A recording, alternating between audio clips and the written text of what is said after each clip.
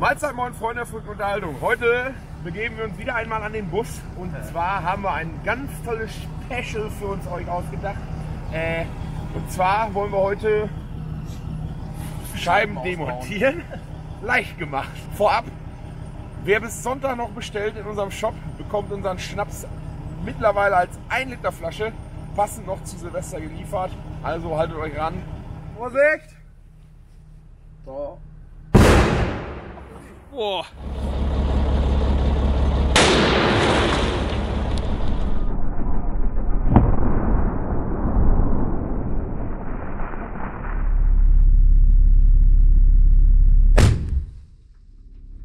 Oh, ging aber noch. Aber ich höre keine Scheiben. Boah, nix passiert. Doch, hinten. Was sind denn für Pyrotechniker? Die können nix. Viel zu vage ausgestattet hier. Was ist das denn? Ui. Alter. Ja, die waren schon raus.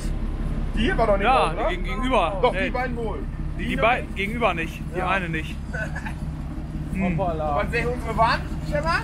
Ja, nichts mehr passiert, ey. Ey, die haben geknallt. Ah gut, die können auch schon ein bisschen was ab, ne? Wir haben ja ein bisschen Spiel. Ah. Was ist jetzt eigentlich ein Sack? Ja. Was für ein Sack? Hä? Also vom Knall her, der war vorher zu. Wie immer, nicht zu Hause nachmachen, meine Freunde. Man hängt niemals blaue Säcke einfach sinnlos irgendwo in den Raum.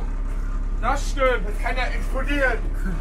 Erhofft hatten wir uns deutlich mehr, allerdings brauchen wir jetzt nur noch die Hälfte der Scheiben heile ausbauen, weil der Rest hat sich gerade zerlegen. In diesem Sinne wollen wir euch natürlich nochmal alles Gute zu Weihnachten wünschen. Lasst euch reich beschenken heute Abend und dann werden wir uns definitiv vor Silvester nochmal sehen. Naja, in dem Sinne, gesund bleiben, schönes Fest und ciao. Ciao.